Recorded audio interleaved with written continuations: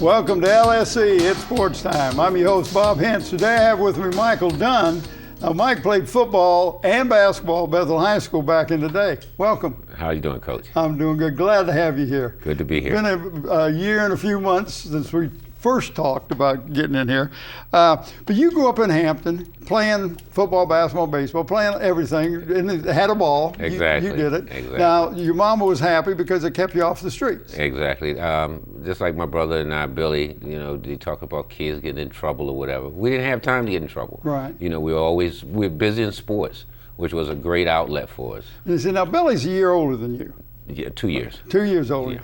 But here you are, tall and thin, and Billy built like a grizzly bear. Right. I mean, just huge. Right. Where's he, down in North Carolina? He's now? in Charlotte, and he's doing well, 3 kids and family, so he's doing real good. Well, that's great. But when you first started playing ball, you was over with Aberdeen? Aberdeen Coats in the midget football league, and we just happened to move in the neighborhood, and I didn't know anybody. Right. And I was going through the woods to the path to Mercury Mall, if anybody remembers, and I seen these guys practicing, and I just stood there, and the coach looked at me and he said, "Would you like to play?" I never played organized sports before.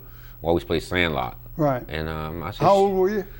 I was in the 5th grade. Okay. Well, 12, and he said, "Would you interested in playing?" And I said, "Sure." And I had tennis shoes on, and playing football is no fun with tennis shoes on. Not with everybody else got cleats. Exactly. But it started out, I ran a few patterns and caught the ball well, and he gave me a little slip to take home to my parents.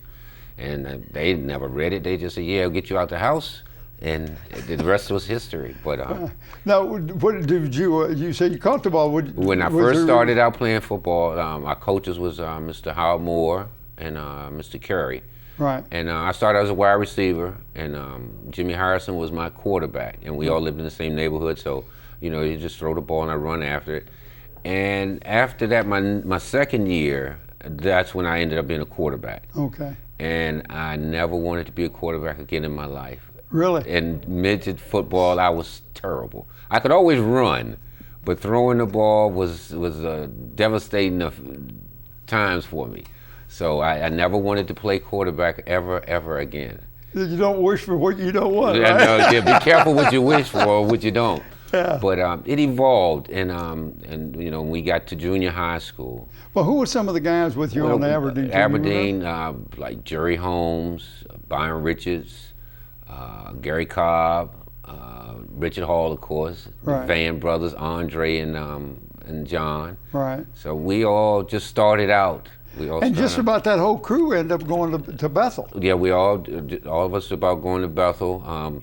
Played against a lot of guys, like the Mallory team had Gail and Greg Day. Right. So we couldn't stand them.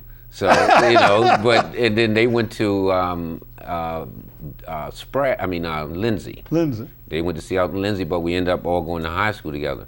So it worked out good. No, but when you, after playing rec ball, you went to Eaton? Thomas Eaton Junior High School. And you played all 3 sports. Played football, basketball, and baseball. Okay, I know you football, what you did. Basketball, you was a rebounder, and you played under the basket, you didn't handle the ball? No, I played a little forward and developed, just developed the jump shot a little bit. Right. But then football, I really got into football just following behind my brother and everybody else in the neighborhood, like Right. Arthur Mason, Jimmy Harrison. Everybody else was playing football, so I'm going to play too. Right. So but I ended up being a receiver again. Right. In the 8th grade. We had a great coach, and Who was you remember who the coach was? Mr. Gibson. Aaron Gibson. Aaron Gibson, and I know Aaron real well. he was fantastic, and he also coached me in baseball. And what position you play in baseball? I was a pitcher, catcher. Wait a minute now. Here's a guy can't throw a football, and you're a pitcher in baseball? Yeah. You must have developed the arm somewhere along the line. I had a coach, Mr. John Ishon, and he taught us history, and I think he has a stationery store down in Hampton. Yes, he does. I have to give a lot of credit, and my development is like he's taught me how to throw a baseball, he taught me how to throw a football and shoot a basketball. And Mr. Isham was probably the most instrumental in my fundamentals at a young age. Right. that he and took. that's when it's really going to stick with you, because that's when you need to get them, when Exactly, you're young. when you're young. And Before you have time. develop some bad habits. And they're easy to come by. Right. So, what kind of teams did you have over at Eaton? With Thomas Eaton, we were like, in junior high school days, we were the cream of the crop. You know, we won track championships. We never lost a football championship. 8th grade year, we won a basketball championship. But, you know, I played with some real great guys, you know. And unfortunately, when it was time to go to high school, you know, most of us went to Hampton or Bethel. Right. You know, and so some of my teammates, like Doug Mason, who was a heck of a friend and a heck of a football player, and I ran into him. He played at Hampton. Right. And, you know, but one thing about my experience is I grew up in Northampton, where I knew everybody. Right. You know, all the guys who went to Thorpe, like Corey Thomas, we grew up together. We went to the same church. His mother and my mother worked together. Woodrow Wilson. Just a whole bunch of guys, Simon Gupton. Right. We all grew up together, but you know, as time go on, your parents move. Right. But I never, you know, a lot of times we go play different games or different teams, especially in junior high school. You know, teams have a reputation of being roughhouse, Right. and you'd be kind of scared to go. But it never bothered me, because it's like, Well, you know these I was guys. in elementary school with Corey and J.J. Phillips and these guys. You know, we all grew up together. We all went to the same church. So it just really didn't bother me. Right. But, you know, it's like any other time, though, when you're in the heat of the battle, when you strap it on, you leave that friendship away. Yeah. It's there, but it's in the back pocket, isn't it? Right. But it's always good to run into those guys, and we get to talk about it. And then you get to go to Bethel High School. Yes, and it was a good time, because I came out of junior high school. I had a lot of accolades, and a lot of coaches was like, you know, this kid had a very good junior high school career, Right. Especially basketball and football. Your reputation preceded you. We knew you were coming, and we Right. knew you were a good athlete. Right. So Kyles gets you. He makes you backup quarterback, but you start as safety Right, as a sophomore. as a sophomore. And like I said, I get back to my days as a quarterback. You know, at Thomas Eaton, I ended up being a quarterback in the 9th grade, and I probably had one of the fastest guys on the peninsula, Lionel Jordan, as my wide receiver. Oh, wow. We only played 6 games, but I must have thrown about 20 touchdowns, and I threw them all to him, because nobody could keep up with him. And I fell in love with being a quarterback. And though when I did get to high school, you know, following my brother and following the other guys, I always thought I was going to play basketball. You thought that was because you built a lot different than your brother. Yeah, but it's a neighborhood thing. When I was a kid in junior high school, and you go to those Bethel games, and you get to walk on the field at Darlin Stadium, and you get to grab one of the guys' helmets and walk off the field with a Bethel helmet, that pretty green and gold. It's nothing like it. Right. And then my brother was above me, and I'm in the 9th grade, he's in the 10th grade, and I'm grabbing his helmet, I'm walking out like I played. Yeah. So, you know, you just dream of wearing that green and gold. Right. So, you know, at my sophomore year, I got to start as safety on the varsity and was a backup quarterback. And then I had a very humbling experience. We're talking about basketball. We're talking about basketball. And who's the coach? I had this guy named Bob Hintz, and I had went away. I won a scholarship through Coach Shoup. I went to Virginia Tech for 4 weeks, and I majored, since he was the football coach at Bethel, Right. I didn't major in football. I majored in basketball because I knew that's what I wanted to do. Right. I get back and summer league starts, so I'm playing with the varsity guys from Bethel, Right. and I'm 15, and I'm playing with Wayne Richards and that crew. So I'm holding my own. But I come out of junior high school averaging like 30 points a game, and I've never played a JV game in my life. But I had a humbling experience, and when Coach Hintz came to me and said, "Mike, I want you to start out on JV, and during the course of the year, we'll move a couple of JV players up." Well, one of my good friends, Ralph Stewart, said, "Mike, you know what that means? When the tournament comes, we always pick 3 JV players to dress with us." And I'm like, okay, but I was really frustrated, but what it did, it built my character, and it was very humbling, you know, and it's like, now you got to go back and start earning your way again. Right. And I really appreciate that, Coach. And even though it only lasted one game. Yeah. And tell that story. You're getting ready to leave after a JV game. Yeah. Because there wasn't girls, didn't have a game, didn't have teams then. There was a junior varsity and boys, junior varsity played the games. Exactly. So we had played our game, and I had a pretty good night. And we're sitting there, and everybody used to hang out at Burger King. And I'm about to leave to go to Burger King when the trainer came and said, Coach Hintz wanted to talk to you. Unfortunately, the varsity got beat pretty bad. Yes, we did. And when I walked into his office, he looked at me and he said, as of now, you're on varsity. I see you're not afraid to shoot the ball. And matter of fact, the JV team, we were off the next day, which was a Saturday. He said, I'll see you tomorrow morning, Saturday morning. And I'm like, I couldn't believe it. I could not believe it. Great coaching. He saw something there.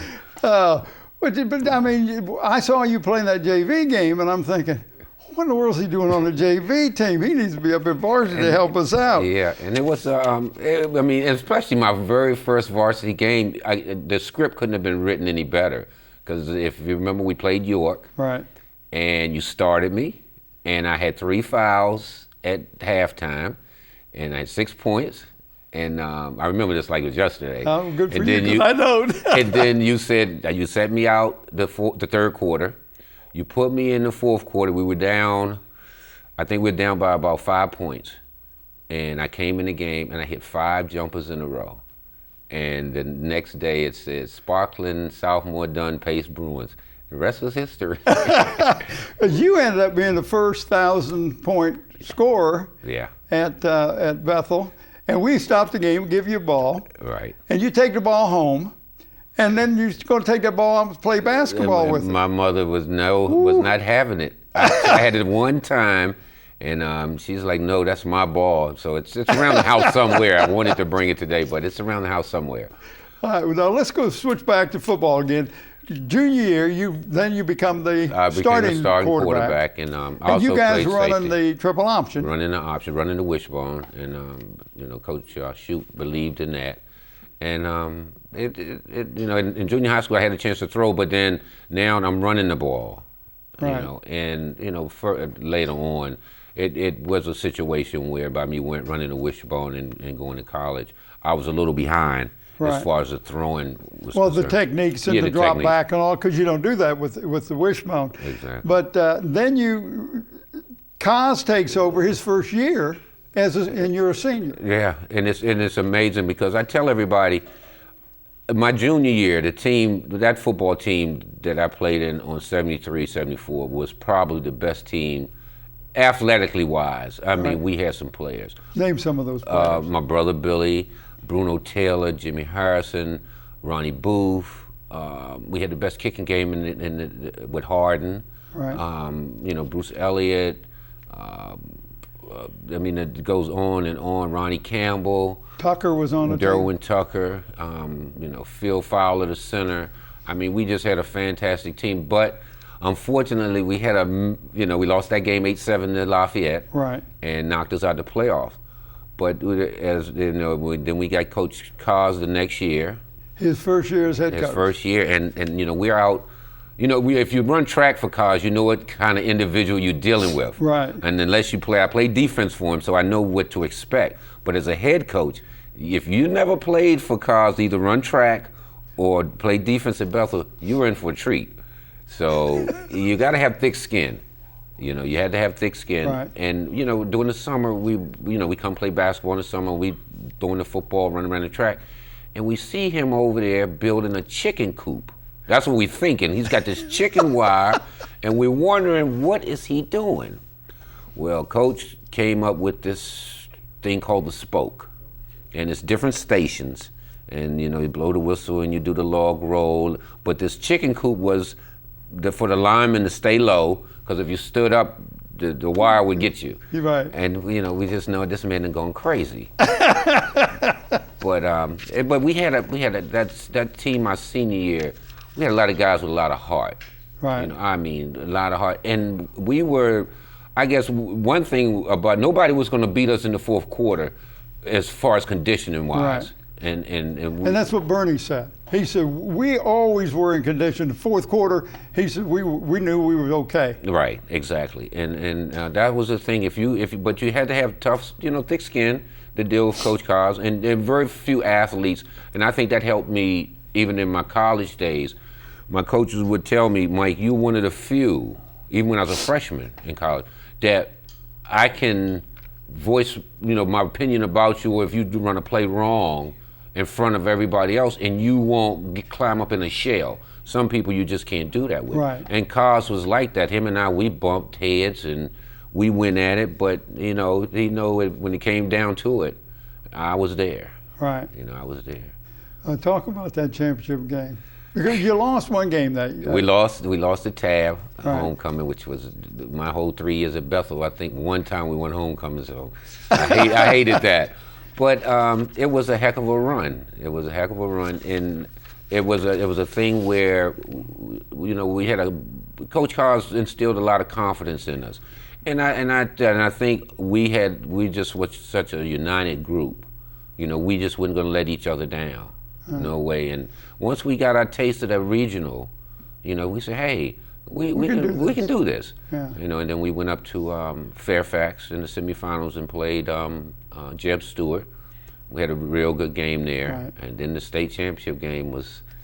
But you're playing against a team on paper that was far superior. I think they were ranked in the top 5 in the country. Yeah. And they had an awesome running back in Russell Davis. Yeah. And plus, the odds were stacked against us because we were playing at their school, in their town behind their school. Right. And usually a playoff game is at a neutral field. Right. And this one wasn't. It wasn't, and they said, well, this was the biggest stadium, and they said there's going to be a lot of people, and we had a good following. Yeah. And it was a nail biter, but Well, you guys were trailing at the end of the half. We trailed at the beginning of the game with like 14-0. And then we went on a good drive, and Byron Richards scored and made it 14-7. Ran a couple of trick plays, and like I said, we talk about my interception, Right. and I think there was 2 plays in that game that people maybe really don't realize. We had the best kicking game in the state. With Harden, Right. he was like automatic. So when we kicked the field goal, we're down 14-10 at halftime. But we ran 2 fake punts to keep drives going. Right. And oddly enough, Because you were the punter. I was the punter, and so, but I had to throw it to Byron Richards. And Byron was scared to death to catch the ball. He just couldn't catch. He was like, Mike, don't throw it to me, don't throw it to me. But he made 2 great plays, and one of them right before the half, that we kicked that field goal right before half, is that when he got the ball, he had to squat down to catch it first. When he turned and got hit, he dove and got the first down by the nose of the ball, which, we got a few more yards and was able Right. to kick the field goal. And then the third quarter, Derwin just ignited us with that kickoff 97-yard kickoff run. return. And I think we took the win out their sail. And we went back and forth, and then we went on a nice drive. And I really think the game shouldn't have been as close in the third, fourth quarter, because we drove down and we had a fumble on the goal line. Right, yeah. On the goal line going in. And I think if we'd have scored then, it would have They would- it'd have been much more relaxed. Right. But then they showed Their character. and went 99.5 yards and scored. And then the fourth quarter we went back and forth, back and forth, back and forth. And with the grace of God and determination. Yeah. you know. But you guys were in such good shape, and I think Right. that had a lot to do with why you got the turnovers and why you end up winning that ball game is because of the shape the Kaz got you guys in. Exactly, and then Coach Kaz, when I didn't get the touchdown on the quarterback sneak on fourth down, he takes me out because, you know, the playoffs, he moved me from back to safety for the playoffs. He said, Mike, I want you to play safety and quarterback for the playoffs. And so he takes me out, and he's telling me, then there's 58 seconds left in the game. We have no timeouts. They got the ball with the lead. So he said, Mike, we're going to get a safety, and we're going to kick a field goal and win by one. I'm like, okay. You know, so the first play they run, Russell Davis, we knock him down into 3. And the next thing I know, Neil O'Donnell is jumping up with the ball in his hand, going crazy. and we got the ball back. Yeah, and I don't, because everybody in the stands said, he could take a knee. You guys can't call timeout. Exactly. And then all of a sudden there's a turnover. You get the ball. And we run the play, and I think we lose 9 yards on the option because they defended our option very well, yes, because they ran the exact same offense we did, exact same plays. But oddly enough, then I threw the ball out of bounds to stop the clock on third down, and on second down. And on third down, we had put a play in the day before at practice, unbalanced motion. We put everybody to one side, and we made a tackle eligible, which was the center, the guard, and Bruce Elliott, the tight end. We moved the other tackle, Bowen, to the other side. And we had never ran this play before. And when Cos was sending in a play, I waved Matthew Winder off. And he came in to tell me a play, and I said, don't worry about it. And I remembered the play we ran the day before, and I called it, and everybody executed perfectly. When I turned around and I saw Bruce wide open, I keep telling him, I told him Friday when I saw him, I said, I threw that ball so soft I could read Wilson on it. Because I was not going to throw it in the stands. And but it's still, and oddly enough, the game still wasn't over. Right. They got the ball, drove back down. So I said, well, they were like in field goal range. And I said, well, maybe, they'll kick the field goal. We got to go in overtime. But they went for it all. Yeah. And then I was fortunate enough to be in the right place at the right time, and we closed the deal. Yeah. And that was just a tremendous job. Now you're going, your senior year, you're going to be recruited. Right. And the recruiting process is different now than it was back then. Right. But I remember Woody Hayes coming to Bethel High School. I was dean of boys, and I said, here's Woody Hayes coming. He's after Mike. Yeah, it was exciting times because, like I said, even though we won the state in football, I still had basketball. Yeah. But then, we went through the playoffs and we won it, and then I'm getting these letters from Ohio State and all these other, schools. And like you said, when Coach Hayes came to visit me, and he was going to Williamsburg to visit Ron Springs. Right. And he came to my house, and we set up the visit. And, it's odd how things, and I've spent many a days talking to you about the recruiting trip and the pressure that I was going on, because we could take as many trips as we want. And being a kid, 18 years old, I'm going everywhere. Yeah. But you didn't realize the kind of picture you were painting. Yeah. These recruiters going to still come knock on the door, still talk to you. And and I'm playing a basketball game on Tuesday. I'm on a plane Tuesday night. I'm coming back Thursday night, go back to school. And then you're playing a game Friday night. And I'm playing a game Friday. And sometimes Saturday. Exactly. And you would tell the coaches, look, if Mike's not going to be here for practice, make sure he gets some time in. So everywhere I went, the recruiters would have me play intramural basketball to keep going. So, but like I said, after a while, the pressure was mounting. And like now, back then, we could take as many trips as we wanted. So I was getting my trips in and so forth, but then I had to narrow it down.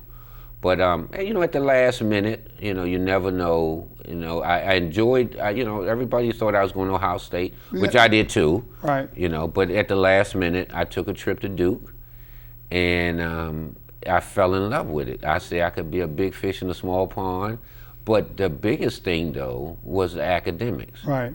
And that's what I used to tell people. I says he chose the school not for its football program, but for his academics. Right. And I thought that was such an important decision that you made. Because I had a lot of good guidance.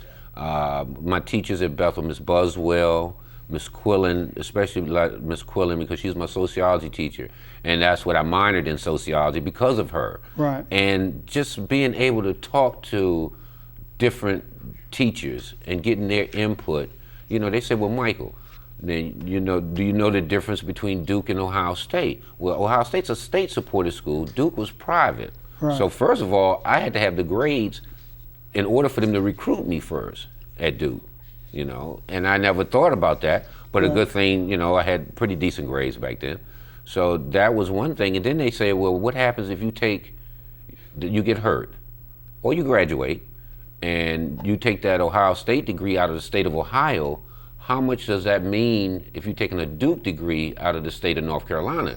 Because because Duke is private, the majority of our alumni is from other than the state. Right, other than North Carolina. Exactly. Yeah. Exactly. So then you get your degree in history. You tried for a couple of pro teams, right. Cincinnati and Baltimore. Yeah, I signed with Cincinnati and stayed there for the first year, and then I got on injury reserve during the season, but then I got traded to Baltimore.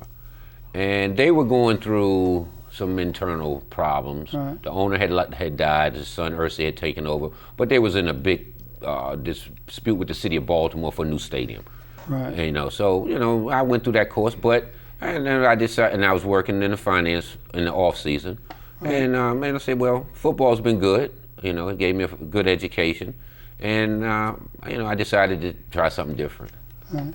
Well, you did. You went into finance and Exactly. did well with that. But we're going to kind of wrap this up. But I want to talk a little bit about, because you got your own business now. After being in finance for 22 years, Yeah. you've learned how to go in and with property and evaluate it. And and bid and write proposals and contracts. So then I have my own little paint company down up in Maryland.